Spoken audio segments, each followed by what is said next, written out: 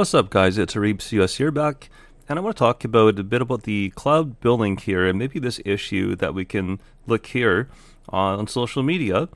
And this company said that they had someone who they were using to build their infrastructure in AWS, and they had an incredible bill, thousands and thousands and thousands of dollars, essentially overnight.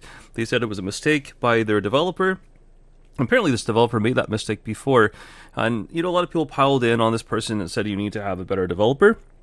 But I mean, honestly, let's be quite clear here. I mean, if you're doing testing, well, that's why it's called testing. It's very hard to know or plan the scope of your testing. And I think the lure with the cloud billing, and we've seen this all the time with our clients, is that one, it's almost I won't say impossible, it's very, very difficult to figure out exactly what you're using. If you click on one button or delete some storage or maybe some computing, what does that take down? It's very difficult to track all of this, and even more difficult, I'll show you this video here that I showed you guys how to cancel your AWS. It's like that generally for most of the cloud, and I'm going to maybe make this comparison about resource planning or maybe just planning ahead. I find over and over a lot of companies who depend on simply the cloud, a lot of their staff as well maybe only knows how to do things in the cloud. So whenever I hear that, whenever a company does an audit, we will almost always find that they are overpaying significantly, or at the minimum, maybe we don't have all the answers other than we don't have the answers, which is that we cannot ascertain through the client what's running what. So if you have like 5,000 computing instances, what are these doing? If you take down this one or that one, what was that running? If we delete these storage attachments or these databases, what would that be running? And more often than not, the staff cannot tell us which one is for testing, which one is production, and it becomes a huge mess. And I hope we can see where this is going. It means it's very expensive, and sometimes, we've told clients and said that this is going to take a huge operation just to figure out what is running what, because sometimes companies, they don't have proper documentation about which is production, which is testing. And so I'll go back to the story here. Well, this person is blaming their developer. Well, the developer is just working with what they have.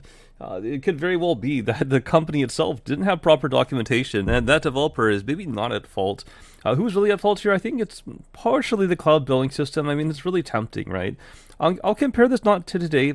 Today, we have bad financial times, but maybe, say, 25 years ago in Canada, where financial times were good for most people, or, you just get a job and you're probably going to be fine. But back then, everyone always had that friend who would go maybe to the payday loan company because they wanted to buy a new TV. So that's what I often find or would compare the cloud billing to. It means you're not planning ahead. You're probably being wasteful. Maybe you don't have a lot of discipline in your technology. It's obviously very easy just to click those buttons and get things spinning up and to test, a million servers.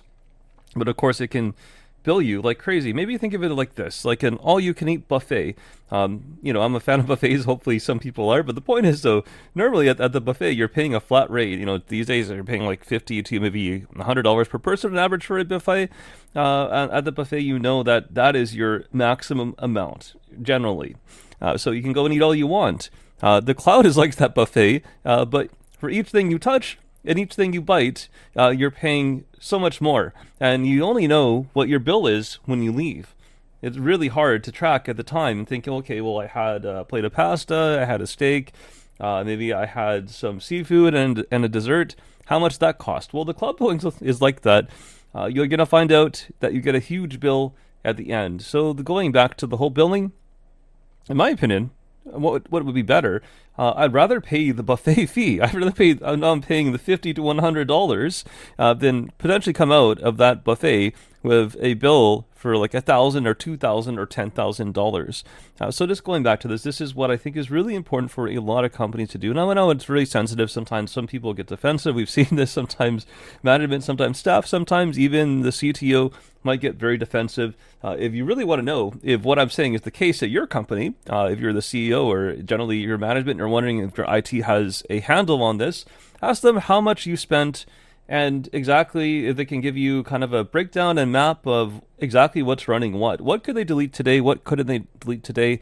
Do they know what is the difference between testing, what is the difference between production, what is the utilization, how much storage is your application or applications using, how much bandwidth is it actually using, and are they really sure it's actually real traffic? So these are a lot of the things that I'm really bringing this back to the focus.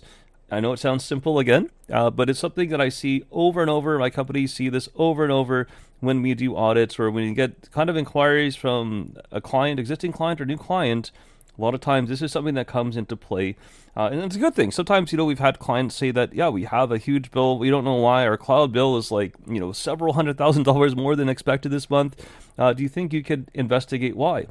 And the great thing about that is a lot of times the why is that they've just been spinning up instances and having all kinds of services really that are running that just don't need to be running.